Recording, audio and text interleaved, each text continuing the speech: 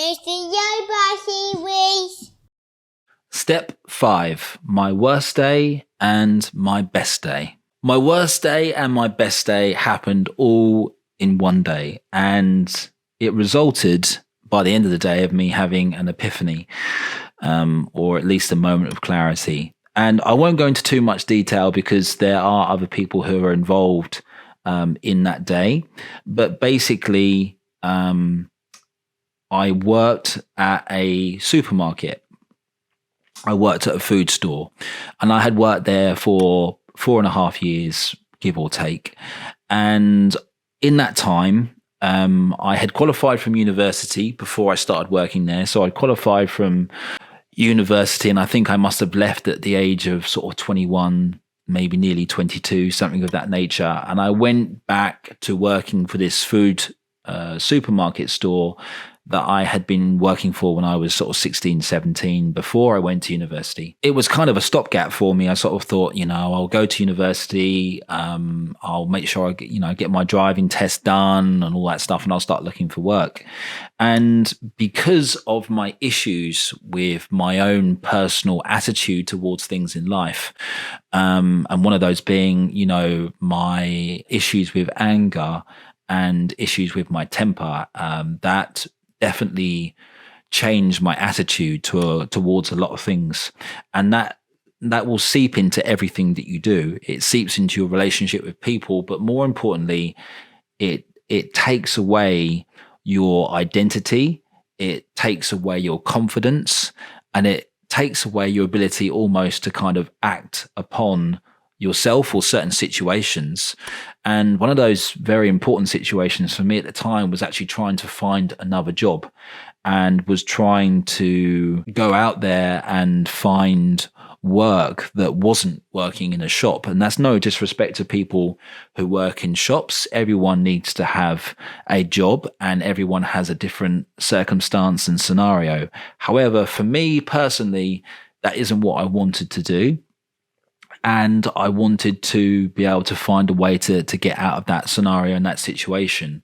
However, a working environment when you're going to that place every single day, and I was actually going there 6 days a week to probably try and earn a little bit more money, meant that I was there all the time. And it wasn't the greatest of environments because it didn't really have a atmosphere where it promoted you as an individual, or it promoted work, or it promoted some form of quality. It kind of really was just a very mundane, basic, mandatory sort of job that you did day in and day out. And after 4.5 years of doing that, it really kind of ran me down and very much made me feel very depressed, as much as feeling a lot of anger. And along that journey, I met different people that worked within that supermarket.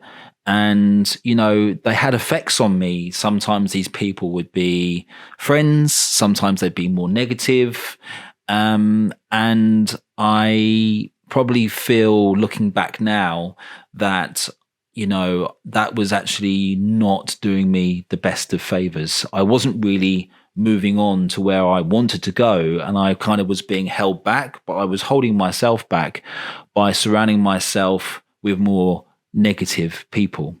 My worst period, or my worst time on this particular day, was that I had a huge argument with another colleague of mine.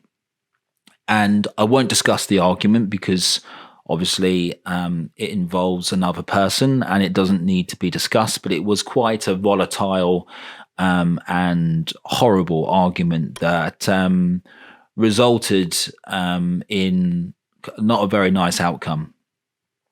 And I had a really crap day. I was like, I just don't know what to do anymore. I'm depressed. I've been put on these depressive medications because the doctor now tells me I'm depressed. I've got this degree hanging over my head that I'm not using at all. And I'm not finding any kind of way out, basically. And that's how I felt. And that particular day had just got to the point where it was really bad because I had verbally and physically attacked someone who had attacked me, or I felt that they had attacked me.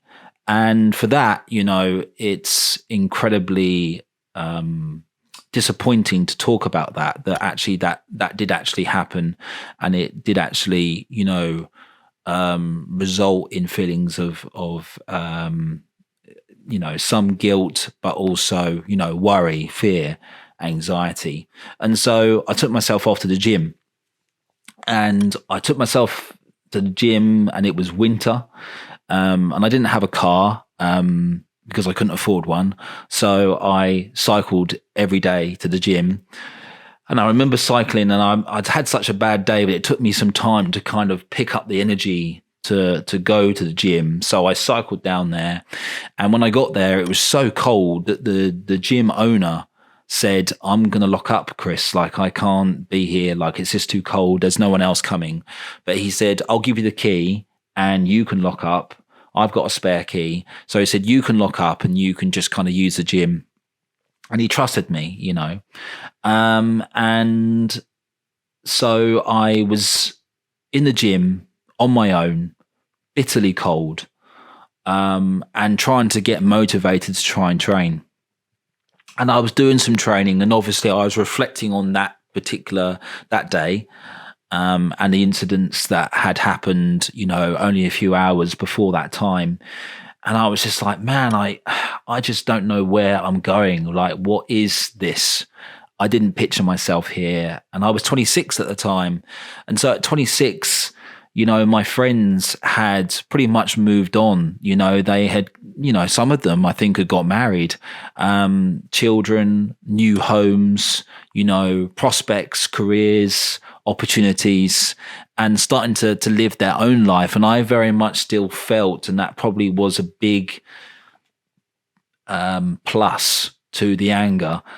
I think I felt that I was still almost like a child, that I'm 26 years old. I'm still living at home. I've got this really, mundane, boring job.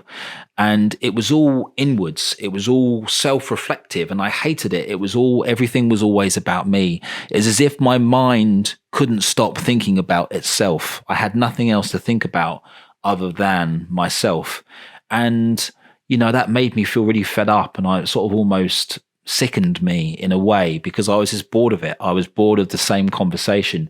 And because I'd had such a really bad experience at work that particular day with another colleague of mine at the time, I kind of just sat and I just thought, and I just kind of, I was completely silent. And in that silence, something just clicked. And I was like, I'm in here at like 9:30, 10 o'clock at night, and it's freezing cold, and I still want to try and train. And I must be able to do something with this. There must be something here that I can do that sort of, I can use this ability that I love to train. And then I start to think about it, and I start to think, actually, when I'm here, I'm talking to other people about training. I'm helping other people with their training. People are always asking me if they know a certain exercise for this muscle group or such and such, and what I do in my training. Because I was there so frequently, because I was there all the time, I became someone, without kind of really realizing it, that people were turning to ask me their opinion. I was a very familiar face when I was in that gym, and I had nothing to do with that gym. I never worked there. I never had any affiliation with it, but that was pretty much the case. And then the penny dropped that I was like, I could do something with training. I could do something with coaching. Possibly I could look at doing personal training. Possibly that will be the way out. Possibly that will give me the opportunity that I've been looking for. And so for me, it generally was, as if something had just switched on. It was an epiphany. It was a moment of clarity or whatever. But it was definitely something where I then felt very, very thirsty to chase that kind of idea. That initial idea sparked a big movement for me to be able to kind of start to research that, and how would I do it, and how much would it cost, and everything of that nature. And so that one particular day was the worst day I've ever had in a working environment. And by the end of it was probably not the best day that I've ever had in my working environment, but it definitely was a day where, I had this absolutely overwhelming thought, this epiphany, this manifestation of something that could potentially be a positive, and I could focus on that rather than what I was dealing with at the time. It's the Yo Bossy Wish.